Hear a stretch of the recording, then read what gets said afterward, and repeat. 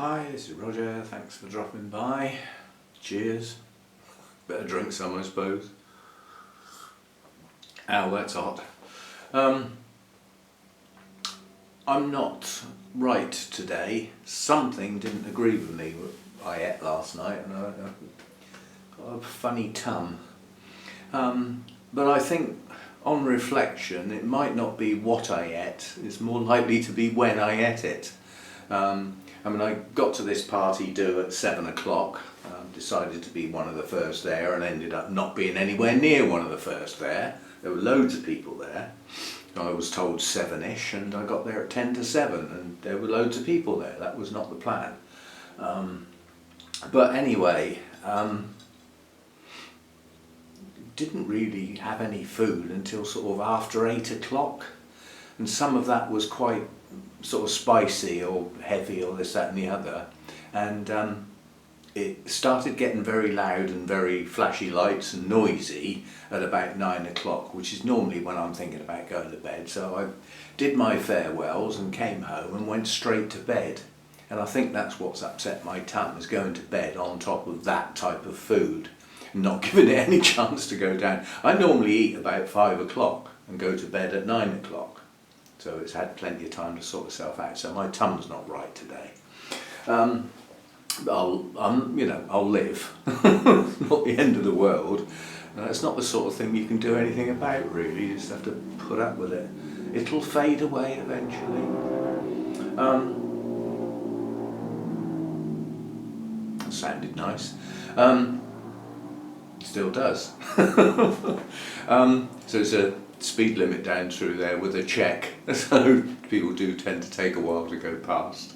The party itself was typical standard. There's a place that my sister and brother-in-law belong to, like a club, that hires out their main sort of back area for private functions, and that's where we tend to have our private functions because they're members. They get a discount, and it's well organised. They're doing it all the time, so it always works.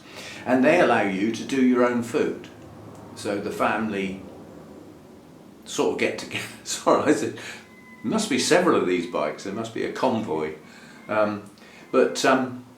yeah, so they do the food sort of thing and bring it all along, covered up sort of thing, and then unwrap it ready for people to eat. And there was a bar there with one person working, so obviously, it took a while to get served, which was a sort of good thing really, because I did drive the car there. Anyway, I had a couple of small glasses of wine and then had a fruit juice. I met a couple of very interesting people. It's difficult to explain, but I'll just leave it as interesting, but interesting to talk to. And they seemed very interested in some of the things I've done throughout my life, especially the band days. My band at college, we played with Status Quo, Yes, Mud, Osabisa. So we supported quite a few sort of known bands. As the college band, you're the one that's on first and everybody's going, get off, all that sort of stuff. Get off, let's see some proper people. But yeah, so you were always the warm-up act as such. But we played in the college bar relatively frequently. Most people knew us and knew what sort of things we were going to play anyway. And we were still allowed to do it, so it can't have been that bad. But yeah, so... and somebody I met that I haven't seen for 13 and a half years, my sister's son, because he emigrated to Australia, and this is the first time he's been back. He's back for a few weeks, so I'm hoping to get round my sister's during this coming week and sit down over a coffee and have a nice chat, rather than trying to have a chat doing battle with the noise that you do at those sort of do's. So anyway, it went off okay. I think my niece was well pleased with the turnout, the number of people. So okay. Glad I went, even though I don't look forward to going to those sort of do's, even though normally when I come away I think, oh, that was good. It's just, that's how it works. That's how my mind works. So that was that. Now this morning I was stroking one of the cats while doing some of my computer work. and there was a little black spot on my hand, and I thought, what's that? And as I went to touch it, it jumped. My cats have got fleas. Now, I was hoping to get away with that round here. The collars that they had on round the other place was still on the cats when they came here, but they'd got to the end of their life sort of thing, and they didn't have fleas, so I took the collars off and didn't replace them, on the grounds that most cats get fleas from grass and things like that, and there isn't any here. So I thought and you have to bear in mind they were shut in for ages, so it's only relatively recently they've started going out. Anyway, little Elvis is covered in the little flipping things. See, it's difficult for me with fleas because they don't bite me. I'm probably too dirty and smelly for them to bother. They've got nice juicy cats to eat. So I didn't know they had fleas, if you see what I mean. But I've got a flea comb, and I started combing Elvis, and he's got quite a lot. And I have noticed him scratching a bit lately as well. So I've had to send off for some new flea collars, and the ones that I had last time, I read the reviews, and there's too many reviews that are not very pleasant about those collars, including, you know, some people have attributed the cat's really bad reaction to those collars to an actual death, although that's iffy. Unconfirmed, but you know, if it was your cat you'd be up in arms, wouldn't you? So I've gone for some different ones this time that are natural ingredients. So it's the equivalent of the hippie soap, only for cats. And I thought Elvis is quite sensitive. If you've ever seen, he's got a bald patch round his neck. He had a flea cat collar when he was young, and it burnt his neck. And he had a bald patch with sores, and that fur has never regrown in like 10 years. He's always got this mark round his neck. So obviously any collar that he has is touching his skin. There's no fur underneath it, so I've got to be very careful.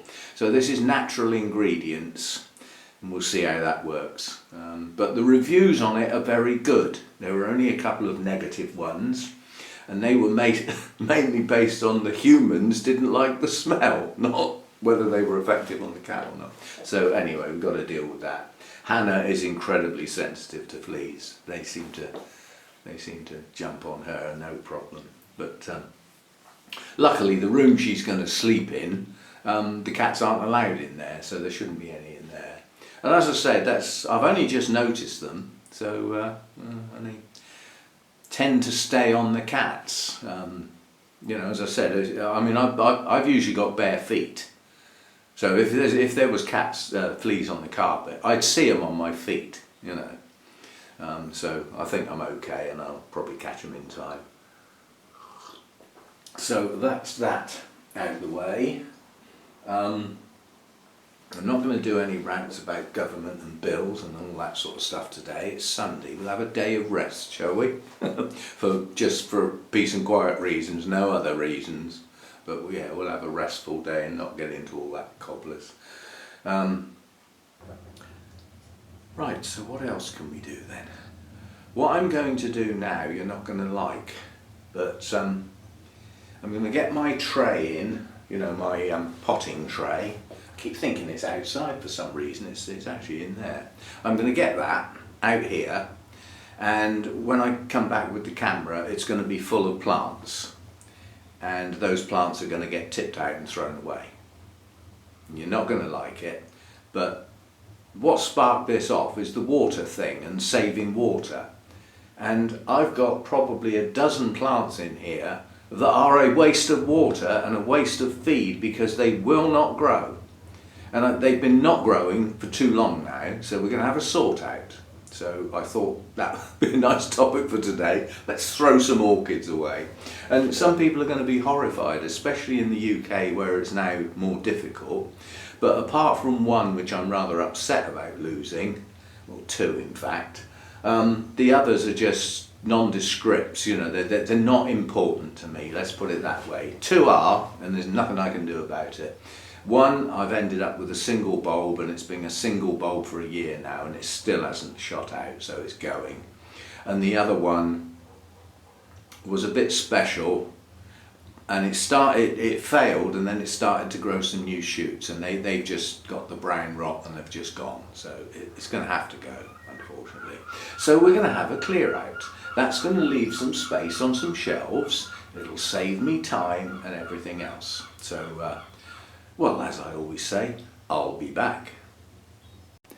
Right, firstly, there's not as many as I thought, and having got them out, some of them are going to get put back because I've changed my mind. As I say, it's oh, hang on, I know where there's another one. It's one of Derek's. We'll have that one out. Unfortunately, that's not going to make it. Definitely. Right, now, first of all, when you get a plant that's shriveled up like that, that's got scale on it, now probably the scale are dead, but the new growth that it tried to produce has just gone mouldy. So that's a rare plant. That was one of Derek's. It's impossible to ever get again.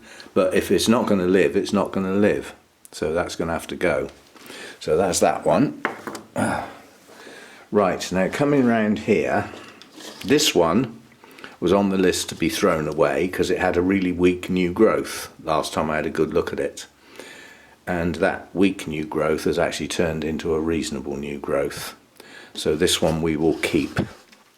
This came from McBean's on one of my previous visits some considerable time ago, and it's Odontoglossum Golden Rialto, and it's a bloom that I absolutely adore.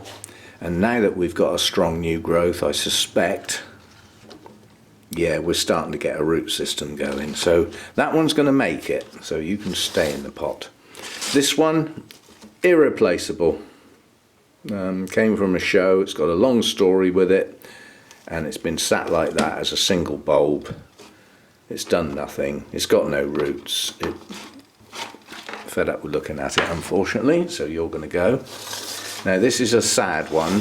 These two go together, the Golden Rialto, because this is Odontoglossum crispum, or let's say it was. And I was down to a single bulb because of rot, and I got what appeared to be a strong new growth, and that's rotted. So that can't be saved now. It's a shame, actually. No, it's not called Odontoglossum crispum anymore. It's Oncidium alexandrii. Well, not in here, it's not. And it no longer matters, so that can go, definitely. So far we've managed to keep one. Right, now what have we got here?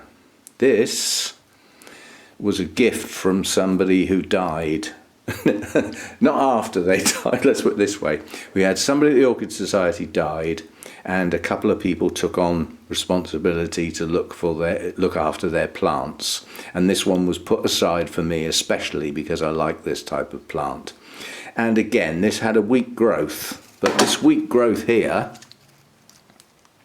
has now started a new one down in there. Well, with a second growth, that's probably going to be okay. We've got roots, so what was going to go is now going to stay, because that would be difficult to get again, you know, and isn't a named clone. A Miltonia. Now, I do have to deal with this. This is now getting bad. This is mould, and it is mould. It's not deposits from when the hydrofogger had tap water in it. It's mould. And I can tell it's mould because it's everywhere and it's getting bad. Now what I've been doing, it's just too damp in here basically. It's just holding moisture too much, and irrespective of the airflow it's not working. Yeah, so it's too damp in here. And we're currently running at 74%. And what I'm doing now is during the day this door stays open most of the time, and it's helping to dry it out in here a bit because I'm sharing the air between the two. Now normally my circulating fan's on, but during the day I don't mind the door open because I can keep my eye on the cats. I mean, they have to come through here to go outside anyway. But what I don't want them is having free access to this in here, because they may well start chewing plants, and they may also start deciding that my moss trays are a good toilet. So I can't leave them unattended. So at night the door has to be shut round, and I think that's when the worst is happening. Now I do have some Fisan 20, but it's going to be a big job. But I think, you know, I might have to wipe down all of the shelving. I mean, if you look at the shelving there, hang on, let's get this rack out of the way. If you look at this, as all these shelves move on their little trays, I mean, look at the state of this. That's mould. What else can it be? It's mould. All in under there, look. All here. It's just got really bad. So I'm going to have to try and do something about it, because it is on the plants to one extent or another. Now on some plants it's hardly noticeable. The Restrepias had a fair bit on. Now as I was watering them, I'm wiping it off with my thumb. Now that's not really doing a good job, and it doesn't get down into the crease down the middle. Now I could put a fungicide on the plants to deal with the plants, but that doesn't get it off. It just stops it spreading and becoming a nuisance, but it's not going to remove it from the leaves, if you see what I mean. So, you know, like here. It does come off, you know, but I mean, to go round, what I would need is some cotton wool wipes with some fungicide and wipe off all the leaves on all the plants that have got it. It sounds like a horrendous job, but not all the plants have got it. It's some have got it quite bad, and others have got no sign of it at all. So it's a job I could do, and I'm always moaning about the fact that I've got nothing to do in the afternoons and all my jobs are finished by lunchtime. Well, there's a job to do in the afternoon, so I might have to get on with that. Anyway, back to this. So this one can stay then. As I said, it's a sort of memory attached with that. Now what we got here? Now this is Soto Annum. Now that was down to be thrown out because it had a very weak new growth. But that weak new growth is actually pushing on reasonably well now. And I have noticed we've got some new root growth. So we will give it a chance. The reason I was going to throw that out is because there's another one down there with two large spikes coming on it, one of Derek's. Now that's not labelled as Soto Annum, it's labelled with the wrong name, that one. But you know, that one's growing reasonably well, so I thought, well, if I throw one out, I've still got another one. But this one's making an effort, so we'll let it stay. Now this is sad because this was its last chance, and again it's rotted. And I think, you know, this is a damp issue. You know, what else can it be? Now it could be because I've been using the sprayer a lot and I've been getting the plants wet.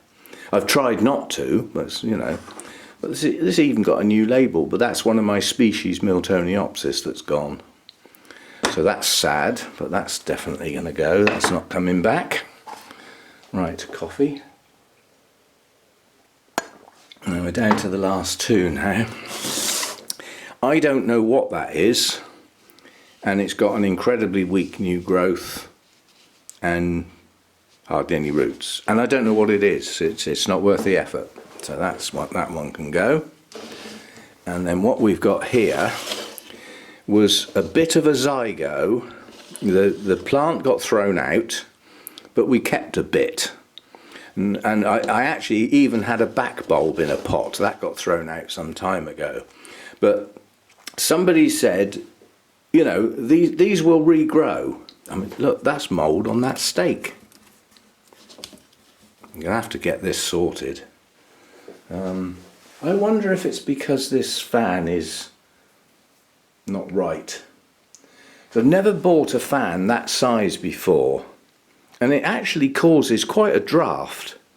You know, when you walk in front of it, it's a chilling wind, not a gentle breeze. And I'm wondering whether I need to go back to the big one, which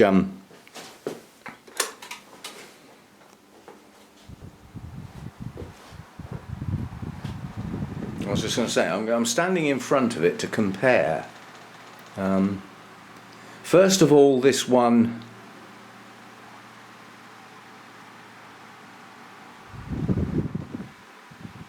doesn't circulate very well. It jerks and it wobbles on the stand because it was cheap and nasty. But it would rise up higher than that to get a better flow. But this one, just stop it circulating for a minute. See, that's quite a breeze, that one. But I don't feel freezing cold stood in front of it. Whereas if I turn this one on, turn that one off. Yikes! I'd forgotten that was going to circulate. It's only perched there. I'm going to find somewhere to put it now. Let's just try pushing it back there gently and not knock my coffee over. Yeah, something like that. You know, standing in front of that one, that's quite a chill.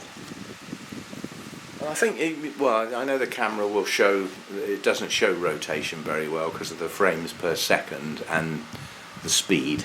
It's like when you watch a car go up the road on film and the wheels are going backwards. It's that principle. It's a frames per second thing. But this is quite chilling stood in front of this.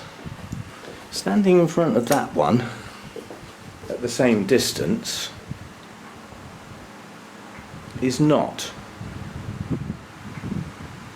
It is air movement, but it doesn't feel as though it's chilling me down so much. Now, we've got to have some air movement, yes, but and you have to bear in mind my mentality with the circulating fans is geared up to the other place where I had heat, and I was constantly trying to keep the plants cool. I don't have to keep them cool anymore. I mean, what is it in here now? 21, 22 degrees in here. It's not hot. I'm wondering whether I can get away without having the big circulating fans. I'll have to have a think about it. Or another type of fan, perhaps. I mean, a ceiling fan would be absolutely brilliant, but obviously it's not my... I mean, look, if you look, there's mould all over this plastic as well, which I will have to wipe off at some point because it's not my conservatory. It's getting all over the place.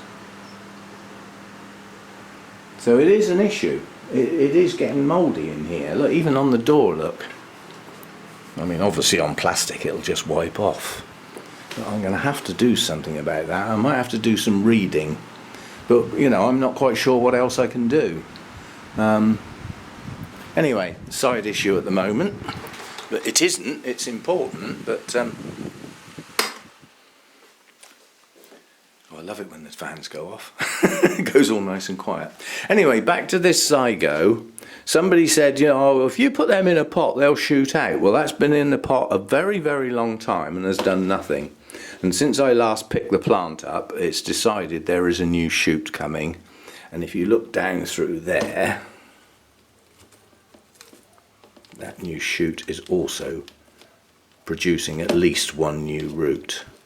Now I've got a problem. This was put in the cocoa husk, and quite honestly, going round with the sprayer does not... Look, that's bone dry. It's light as a feather. So going round with the sprayer is not hydrating that type of media properly. And that could be affecting other plants as well that I haven't noticed. But I think the days of the sprayer, apart from the mount, have got to stop because I'm losing control. I mean, these are bone dry. They're light as a feather, and they shouldn't be. They're growing. You know, these are actively growing. So I think we're going to have to go back to the old-fashioned way of picking all the plant pots up, giving them a good water, knowing that I've done it and I can see that they're, you know, wet the whole right through the pot, and then put them back and go back to doing a shelf at a time. But anyway, this massive clear out turned out to be 5 plants and 4 that were included in the clear out I've decided to keep. So a little clear out, a clear outette, a mini clear out.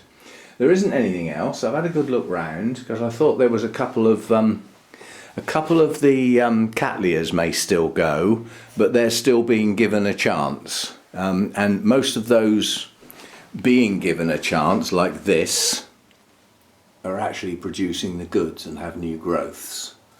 So, and those new growths have got new roots, so they are producing roots. There's a couple of others dotted around. I mean, it's like this one, you know, this one's coming on strong now. So, and there's another couple around as well, but they all seem to be doing better. And there were a couple of Phalaenopsis type dendrobiums that weren't doing very well, and they've all started producing nice new growths as well, nice new shoots. And even Hibiki was on the list to be thrown out because it's just not growing. It will not go, and it keeps rotting, it keeps going wrong. And this is the state of it now. And it's just recently decided to have another go. So there's a couple of kikis and 2 or 3 new growths coming out at the base. So again, I'll give it a chance. But I've got to be so careful with that when I water with the sprayer, not to get it on that new growth area. Well, that was going to go, but we'll give it a chance. This was going to go, apart from the fact I love the blooms, because the plant's not very healthy. But again, it's got a new growth coming and some root activity, so it's trying again. So we'll give it another chance, as the blooms are absolutely gorgeous on that. Right, so yeah, a little bit. This is interesting, this little tiny Masdevallia that I put on a mount. And this gets watered with the mounts, and that includes the level of feed that the mounts are getting at the time. Now, at the moment, that's not very strong. But this has put on a lot of little leaves. It's still little, it's got roots, and it's growing on a mount. So it's doing okay. That was a little experiment, really. That was one that was going to get thrown away, and then I thought, blow it, let's try it on a mount. So there we go, a little bit of a clear out, and I've got to do something about this mould. Now, I doubt if there are many of you out there that are growing in an environment like this, that is basically, this is UPVC, I believe. I don't believe it's aluminium, it's a plastic base, UPVC. So I doubt if many of you are growing in an environment that's made of this stuff. But it's got sealed double glaze units that are set in, their place with seals. It's not far off airtight out here. And therein may lie the problem with the mould. The air isn't getting changed. All it's doing is this heavily laden, moist air is just getting blown around. But yeah, I'm going to have to try and do something about it. That was the bloom that we never got to last time because I couldn't be bothered to get the plant down. That's Dendrobium infundibulum. And it's decided to push a bloom out again, virtually at roof level. I will get the plant down now, it's got a bloom on it, and we'll bring it over to the sort of display area so we can see it a bit better. But yeah, just given the sort of brown rot issues, this is a bit sad. My Pabstia was putting up 2 new buds. One of them's fallen off. The sheaths have got that brown look about them, and I will probably lose the other bud. Yeah, it's already gone. So that one has just lost its flower spike as a consequence. So you have to bear in mind out here, that has not turned on for weeks because the air out here is too moist. The sensor is saying, well, you don't need me, and I mean, look at the state of this.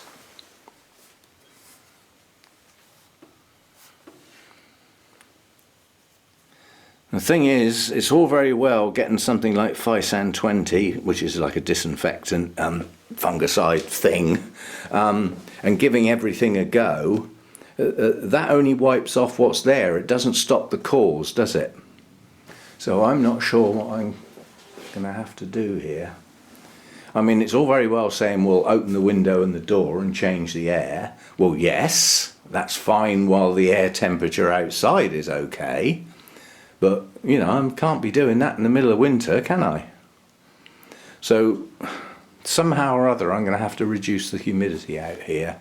These little sensors are probably not that accurate. I've got 2 new ones on order. The problem is when I'm going around with a sprayer, these often get sprayed as well. And that would, you know, make them not very functional. But at the moment that says 70% humidity. That one says 77. And the one that controls the hydrofogger says 72. And the hydrofogger is set to 70%. Well, it never drops down that low out here. So it's not even turning on. So I'm not sure what to do. I have to have a serious think about it, because I can't leave it as it is, because some plants are starting to suffer. It's all very well, you know, getting mould on the shelving and on the plastic of the the fabric of the building. It can't do it any harm. It'll wipe off. I mean, wipe off with a damp cloth. The last thing I want is a damp cloth. But you know what I mean. I've got to stop. I've got to stop the problem at source. Now, obviously, the orchids need the humidity to a degree, and some of them will object if that humidity drops down too low. But I don't know what else to do. Something's got to be done. I'm waffling now because I'm thinking on the fly, because I hadn't thought about this seriously enough, and I now am, and I'm doing it while I've got the camera in my hand. But the beauty of that is I will probably get a shed load of ideas, and some of those ideas might sound like a good one, or might actually work. They won't all, but yeah, I have to do something. Plants are suffering. Several of those plants over there, like this one, are as a consequence of rot. That shoot has rotted. The same as those buds on the Pabstia. This is the same colour wherever you look. Things are just rotting.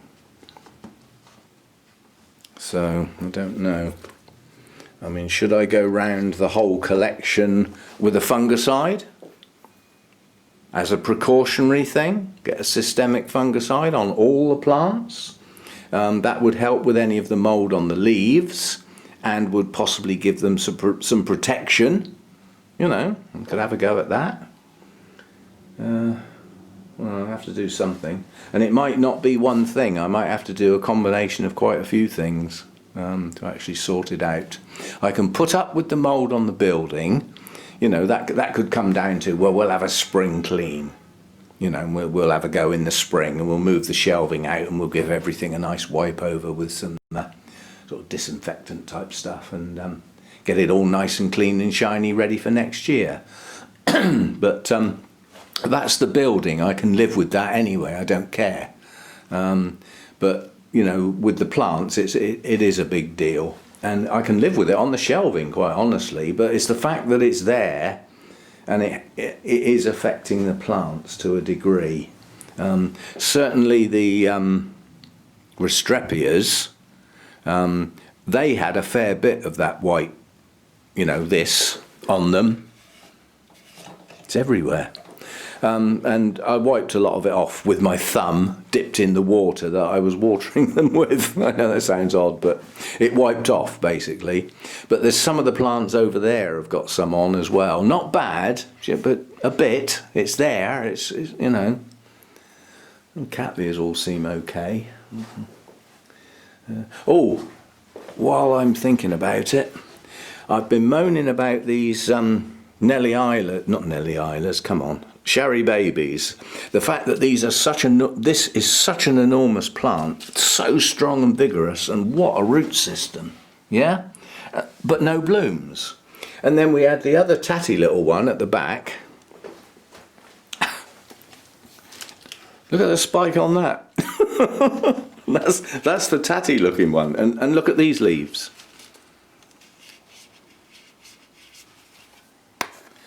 Yeah, we have to do something. Otherwise it's going to start. It can only get worse. It's not going to suddenly get better, is it? So, Your thoughts would be appreciated. And that'll do today. I haven't got a flipping clue how long I've been filming, because I can't even check on the camera because it's been done in 2 parts.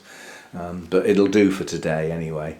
Yeah, I think we might have to cut the sprayer out, because obviously if I spray, it's not just the plants that are getting watered.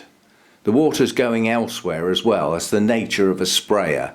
It's not accurate enough and tight enough to be precise enough. And also in some cases it's not getting the plants wet enough. And things like the zygos, you know, that are in that cocoa peat. Well, that one's not too bad. I was going to say this one looks dry, but it's not too bad. But I've got to, you know, I've got to deal with the fact that new growths are rotting off. You know, in theory, the new feed should be helping with that because of the very high calcium level, which is supposed to be very good at stopping that sort of brown and black rot, because it, you know, puts strength into the plants. So, you know, but then I haven't been using that long, so we shall see. Anyway, I'm going to leave it at that for today. I've got some plants to rearrange today, and I'm going to have to seriously think about the way I water, and this mould needs dealing with. So I think we may have to take the bull by the horns before it gets too cold, and actually early one morning actually get out here with the systemic fungicide and spray the plants. Any that have any signs whatsoever. I mean, those that have no signs, I won't bother spraying. But combined with that, I need to look at the source. Why is this happening here when it didn't happen in the other place? And the only difference I can think of is heat. I haven't got the heat here. Therefore, without the heat, I don't need as much humidity. Maybe I've been just pushing the humidity too hard.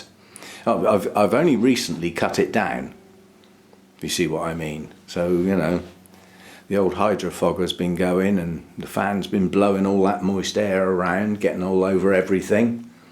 So, yeah. An effort to get the humidity level down will be starting now, and a lot of that will be leaving this door open. You know, that will help a lot. As I said, it's already dropping it down. I mean, that's dropped down, that says 69 now. So with this door open, it is dropping down. But it's also dropping down because the circulating fan's off, which makes it more buoyant out here and spreads it around. So anyway, a few plants to go out. A couple had new labels on as well. And a few that have a reprieve. They get another go. But it could be short-lived. If growths like this are going to start rotting, then that's the end of that plant. That is its only hope. Same with this Sotoanum. This new growth is its only hope, and that needs to push on. You know, the roots have started okay, but it's bone dry. You know, that's been getting sprayed with all the other plants. It's just not wetting the material enough. I need to go back to pouring water through properly and not getting it on the plants. So a few changes to do then. So it was worth picking the camera up this morning and just taking a more serious look around the place. But, yeah. Anyway, your ideas on the old mould would be appreciated. Although it's nothing to do with the orchid channel, my bonsai channel now has its 4,000 watch hours, and it needs another 120 subscribers, which I think are going to be quite difficult to get. So if you're one of those people that have ummed and ahed about whipping across there and subscribing, it would be nice if you did so. As I said, it's all extra pennies. The idea of getting that channel monetized as well is the pennies still go towards all of this. You know, if you see what I mean. This is where the pennies are needed. This house and this conservatory and this orchid collection, you know, which is beyond my means, and you know we're topping it up with the YouTube stuff, which is, you know, it is working quite well. It's helping quite a bit, but that extra bit coming in from the bonsai channel, you know, eases the load yet again. You know, makes this more sustainable for more years. Anyway, just have a quick look at that over there. I must get that plant out because it's right at the back. It's at the back because it leans on the edge of the building to stop it falling over because it's so top heavy. But those two gorgeous blooms there need to come out so that we can see them better. And I must get that tatty leaf off of that plant. Right, there we go then. That'll do for today. Enough waffle. And some thoughts on the mould issue. I mean, these little gadgets measuring my humidity are not that accurate. But when I've got three in the same place that are all relatively close. I mean, this one over here, this one now says 70.9, that says 69, and that one says 76. The chances are that one's in a more confined space and the plants around it are wetter than that one. That's probably why they're that different. They're normally two different. So if one says 71, the other says 69. But they're a little bit further apart today. So right, so we need thoughts on the mould. And look at that. Even that's got it on. I'm going to have to take that down and wash it now, or that's not going to do that any good at all. That's material. And I mean, that was a gift. I can't, that needs looking after. So that'll have to go in the wash now. Or something like that. Well, yeah, it'll have to go in the wash. What else can I do? It's material. So this needs sorting out. Something needs doing. I'm just wondering whether I should go back to those little computer fans and get the problem is the wires. In the other place I could bang nails in and have wires all over the place. I can't do that here. So wires would have to be draped around the whole place. That's the trouble with those little computer fans, is each one has to have a wire going to it to make it work. And they all have to come back and collectively be hooked up to it was a phone charger I was using to get the 12 volts for them.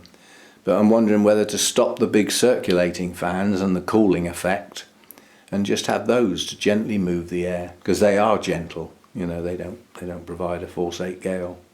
That's another thought, but they're going to be difficult to fix. They'd have to be fixed with tape or something. I can't put screws in the building, So it all starts getting complicated when you start thinking about attaching things to the building. So anyway, I'm going to go and get another coffee because that one's now stone cold. And we'll go from there. But some thoughts on...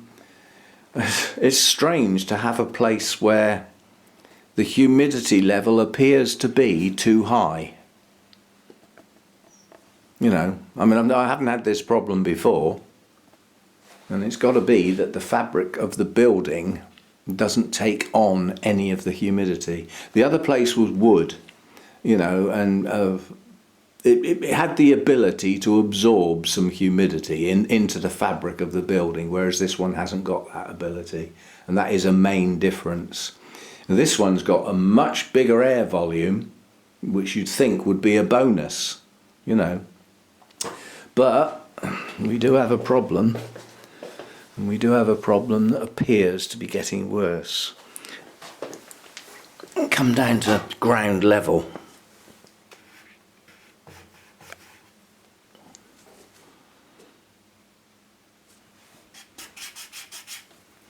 I'm going to have to do something, aren't I? Ugh. Oh well. Let's get these plants thrown away, and the ones that were about to be thrown away put back, and they can breathe a sigh of relief. And I'm not going to do it today because I've actually got other stuff to do on the computer that's not related to this or anything. But tomorrow, I think, first thing tomorrow, I've got a systemic fungus spray in there, which could do some plants. It won't do everything in here, but perhaps I could use that up on the plants that are showing the worst signs of the mould on the leaves and just get them done to make a start. I don't know if I got any more. Feeling I bought some. What's this? Weed killer. We don't really want to use that on the orchids, do we? So that's out. There isn't anything else in here that... Because I forget what I've got sometimes. No, there isn't anything. So that's the only fungicide I've got. But, I mean, I do have this, which I wouldn't want to spray that on the plants. But I'd be happy to use that on the shelving and the building structure. Stinks of bleach, but I've got that. You can't get that in the EU. And when I said that in a video, you can't get that in the EU, a friend in Spain sent me some, and it had a note in there. Yeah, you can't get it in the EU, but you can get it in Spain. And last I looked, Spain was in the EU. So there's always exceptions to these things. But so that could do the shelving and the building. But the most important thing at the moment is to sort the plants out and the reason behind it.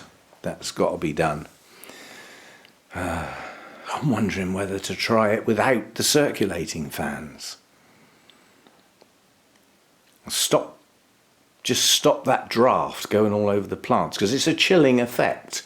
And obviously the chilling effect, the humidity level is boosted effectively. The cooler the air in here, the more the humidity level rises. I wonder to just try it for a while without the circulating fan on. Because I mean, out here now it feels quite nice. Feels quite pleasant. Normally I've got that flipping fan blasting in my back. We'll try it without for a bit and just give it a try, and then we'll have a spray round the plants that are at their worst, which is mainly the Restrepias and a few others with that systemic fungicide that I've got.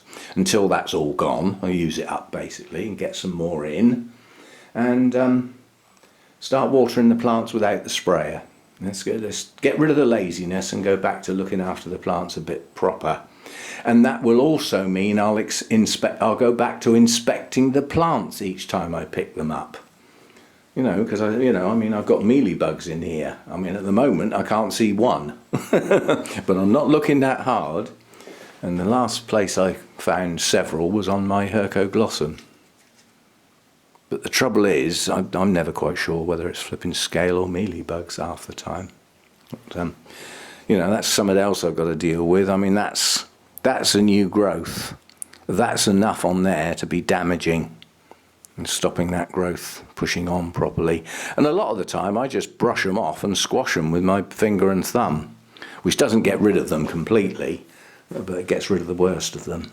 But I have actually found a couple of adult mealybugs in here that I don't normally get, but not enough to start worrying or panicking. It's the residual scale that are just lurking, and every now and again a plant will just get quite a few showing, you know, and that plant then has to be dealt with. But yeah, right, that'll do for today. And as I say, I think we're going to try it without the circulating fan for a bit. Maybe it'll just get warmer in here, because that, you know, that's a dramatic cooling effect that in this place I don't need. It doesn't get that warm out here. I mean, at this time now, when this sun's moved, you know, the line of the shadow is moving down, it's not going to be long before there won't be any sun on the building at all. So the only heat I'm going to get really is residual heat, either from the house or from the fact that the outside temperature is warmer than it is in here, and it'll sort of filter gently through the glass and gently warm it up. But I mean, I could use the heater to dry it out in here. That would soon sort it out. Dry the air off and raise the temperature, which would naturally lower the relative humidity. But, you know, that's getting a bit expensive. It's August. You know, we don't need heaters in August. Let's wait till October when we got to have them. You know, when we could even start getting a frost now and again. So we'll wait till then. But yeah, initially we'll do the plan. We will spray the plants that are showing the bad signs of the mould. Effectively, to do the shelving, I'd have to take all the plants off a shelf at a time, drag the shelf away from the building. As I said, they all move because they were put on those little trays. They all slide, without damaging the flooring. That was the plan. So, and just do one shelf at a time, perhaps one a day, something like that, and gradually work round. And then leave the building. As I said, I'm not so worried about the building. I can do that as a spring clean. I mean, if I get a house inspection, I don't know when the next one's due, 3 months' time, I think, they come round and they look round and make sure you're not wrecking the place and all that sort of stuff. I might get a comment on the fact that the conservatory doesn't seem to be being looked after as well as it should, and I'll just apologise and clean it. I'm not going to get kicked out because I haven't wiped down the conservatory. At least you haven't got to worry about the spiders anymore. They're long gone. So there we go. A waffle and a chat around a subject that I didn't even think of when I started this morning. And now I've got it firmly planted in my mind, and I need some solutions now. So, right. See you next time. Thanks for dropping by. A lot of chat about nothing there.